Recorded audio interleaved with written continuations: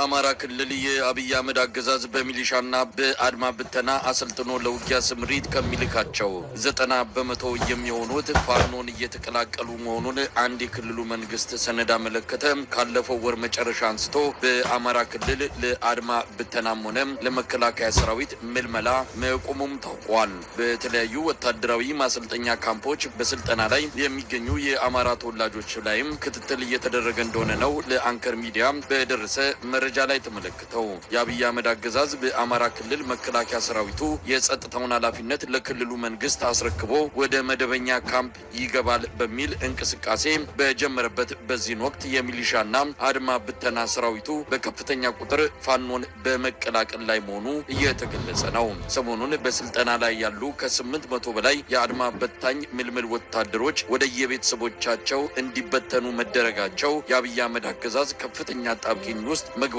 የሚያመለክት ነው ተብሏል። በሌላ ዜና የፖለቲካ እስረኞች ከባህር ዳር ወደ አዲስ አበባ እንዲዛወሩ እየተደረገ መሆኑ፣ ሌሎች እስረኞችም ወደ ዳንግላ እንዲወሰዱ መወሰኑ ምናልባትም በባህር ዳር ያለው የጸጥታ ሁኔታ ችግር ውስጥ ሳይገባ እንደማይቀር ነው ለመረዳት የተቻለው። አሁን ዘግይቶ በደረሰን ዜና በአማራ ክልል በኮማንድ ፖስት ላለፉት 2 ዓመታት እስከ ወረዳ ድረስ በመዝለቅ የፖለቲካ ስራ እየሰራ የዘለቀው የመከላከያ ሰራዊት ለሲቪሉ አስረክቦ ወደ ካምፑ እንዲገባ እየተደረገ መሆኑ ታወቀ።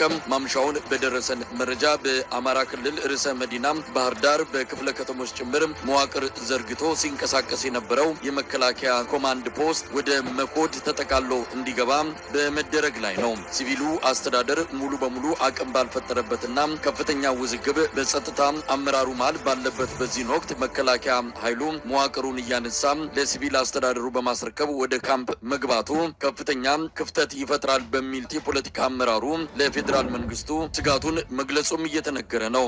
በነገው ዕለት ተጠቃሎ መከላከያ ኃይሉ ከሲቪል መዋቅሩ በመነሳት ወደ የካምፑ እንደሚገባ ነው በደረሰን መረጃ ላይ ተመለከተው። ይህ በእንዲህ እንዳለ በሰሜን ሸዋ ኢፍራታና ግድም ወረዳ ሸዋሮቢት ሰሞኑን ያገዛዙ ምሽጎች ተሰባብረው ከፍተኛ ቁጥር ያለው ሰራዊት መደምሰሱ ታወቀ።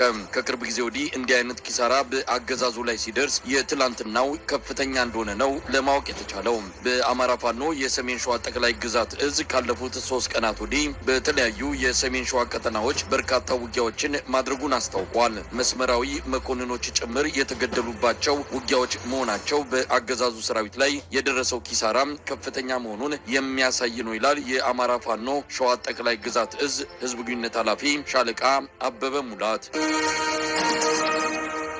በሰራዊቱ አመራሮች መሃል በአማራ ክልሉ ጦርነት ላይ ልዩነት እየተፈጠረ መሆኑን የደረሰን መረጃ ያመለክታል።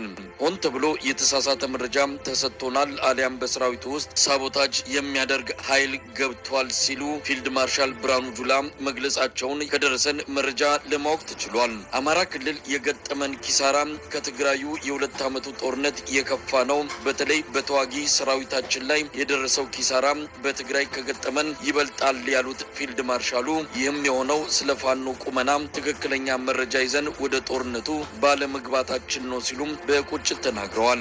በትግራይ ከህወሓት ጋር በተደረገው ጦርነት ከፍተኛ ቁጥር ያለው የአብይ አህመድ ሰራዊት ኪሳራ ቢደርስበትም በአማራ ክልል ከፋኖ ጋር ባለፉት 17 ወራት የተደረገው ጦርነት የበለጠ ቁጥር ያለው ሰራዊት ከጥቅም ውጪ መውጣቱን በአዛዦቹ በኩል በተደረገው ግምገማ መረጋገጡንም ለማወቅ ተችሏል። በጦር መሳሪያዎች ኪሳራም ቢሆን ፋኖ ከቀላል ኋላቀር መሳሪያ በ17 ወራት ውስጥ እስከ ሞርታርና ዲሽቃ መታጠቅ የቻለው ከአገዛዙ ሰራዊት በምርኮና በተለያዩ መንገዶች ባገኘው መሳሪያዎች መሆኑን በግምገማ ያነሱት የአብይ አህመድ ጀነራሎች ኪሳራው በእግረኛ የሰራዊቱ ክፍል ብቻ ሳይሆን ከባድ መሳሪያዎችንና ተተኳሾችን ጭምርም በገፍ የተማረኩበት እንደሆነም ተመልክተዋል። በአማራ ክልል ከፋኖ ጋር የተጀመረው ጦርነት አገባቡ ላይ ልዩነት ልዩነት ውስጥ የገቡት የአብይ አህመድ ከፍተኛ ወታደራዊ አመራሮች እንዴት እንወጣለን በሚለው ላይ ከፖለቲካ መሪዎች ጋር ሳይቀርም ሰፊ ልዩነት ውስጥ መግባታቸው እየተነገረ ነው።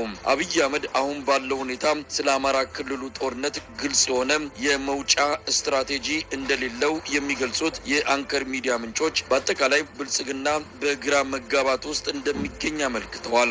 ባለፉት 2 ሳምንታት ብቻ በአማራ ክልል ከ5000 በላይ የአብይ አህመድ ወታደሮች የተማረኩ ሲሆን በሺዎች የሚቆጠሩት ከጥቅም ውጪ መሆናቸውን ለአንከር ሚዲያ ከተለያዩ አውደ ግንባሮች ተሰብስበው ከደረሱት መረጃዎች ለማወቅ ተችሏል።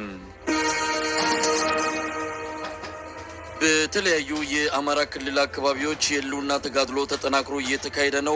ጎንደር በበርካታ አካባቢዎች ከአብይ አህመድ ሰራዊት ጋር ውጊያዎች ቀጥለዋል። ሰሞኑን በመተማ ዮሐንስ አካባቢ ከአገዛዙ ብረት ለበስ ሰራዊት ጋር ከባድ ፍልሚያ እየተደረገ መሆኑን በቀጠናው ከሚገኙ ክፍለ ጦሮች አንዱ የአርበኞች ክፍለ ጦር አዛዥ ሻለቃ ብርሃኑ ነጋ ለአንከር ሚዲያ ገልጸዋል። በአብራጅራም ለ3 ቀናት ውጊያ ሲደረግ እንደነበረ የገለጹት ሻለቃ ብርሃኑ በርካታ የአብይ አህመድ ወታደሮች ስልክ እየደወሉ ጭምር እጅ የሚሰጡበት ነባራዊ ሁኔታ ተፈጥሯል ሲሉም ተናግሯል። ሻለቃ ብርሃኑ በምዕራብ ጎንደር አጠቃላይ የብልጽግና መዋቅር ተሽመድምዷል፣ መረጃም ትሰጣላችሁ በሚል የራሱን አባላት እያሳደደና እያሰረ በመሆኑ እርስ በርሳቸው መተማመን ጠፍቶ ግራ የተጋቡበት ሁኔታ ነው ያለው በማለት ወቅታዊ ሁኔታውን ይገልጻሉ። ሻለቃ ብርሃኑ ነጋ። ሻለቃ ብርሃኑ እንግዲህ የእናንተ ኃይል ባለፈው የመተማ ዮሐንስ ከተማን ካገዛዙ ነጻ ማድረጉን የድንበር አካባቢ ቦታዎችን ሙሉ በሙሉ ስርዓቱ ቁጥጥር ውጪ ማድረጋችሁ የሚታወስ ነው። ከዛም የምዕራብ ጎንደር መቀመጫ የሆነችውን እንዲሁ ገንዳውሃን ለመያዝም በእናንተ በኩል እንቅስቃሴ ሲደረግ እንደነበረ እናስታውሳለን። እዛ አካባቢ ያለው አሁን ወቅታዊ ሁኔታ ምን ይመስላል? እንግዲህ እዛ አካባቢ ያለው ወቅታዊ ሁኔታ በነገራችን ላይ ምዕራብ ጎንደር ዞን ላይ ብዙ ንጹሃኖች እየታገሩ አጠቃላይ የፋኖ ቤተሰብ ወይም የፋኖ ሀሳብ ደጋፊ ናቸው የተባሉ ንጹሃኖች ንብረታቸው እየተዘረፈ ነው የሚገኘው በዚህ ሰዓት። ስለዚህ አጠቃላይ የሚታሰረው ወይም የሚታገተው ከታገተ በኋላ አብዛኛው ማህበረሰብ ወደ ፋኖ እየተቀላቀለ ያለበት ሁኔታ ነው የሚገኘው። እዚህ ባሻገር አጠቃላይ ከፋኖ ጋር ግንኙነት አላችሁ በሚል ያው የብአዴን ሞግዚቶችም ወደ የገቡበት ሁኔታ አለ። ጄኔራሊ ምንድነው እዛ ቦታ ላይ የአማራ ብልጽግና የሚባል አብዛኛው እየተሽመደመደ ምናልባት ለሆዳቸው ያደሩ አንዳንድ ተርካሻ ተፋሪ ጥቅማጥቅም ፈላጊዎች ለምሳሌ በእገታ በግድያ የተሰማሩ አድማ ብተና እንዲሁም ፖሊስና ሰላም አስከባሪ ሚሊሻ የሚባሉ የጥፋት ቡድኖች መንገድ እንዲመሩ በማድረግ ምክንያቱም ለሆዳቸው የሚያድሩ የነገ ህይወት ተስፋ የሌላቸው በድህነት አረንቋ ውስጥ የተዘፈዘፉ እና በሆዳቸው በመግዛት ይህንን ተላላኪ በኢትዮጵያ መከላከያ ሰራዊት ስም የተደራጀውን ገዳይ ሰራዊት መንገድ ለመምራት እነሱን ነው እንግዲህ ይዞ ደፊት እንትን እያለ ያለው። ነገር ግን እጅግ በጣም ከባድ የሆነ ኪሳራ እየደረሰበት ነው።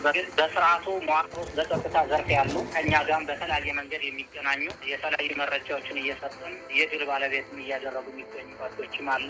እነሱን በአማራ ፋኖ እና በኢትዮጵያ ህዝብ ስም እጅግ በጣም እያመሰገንን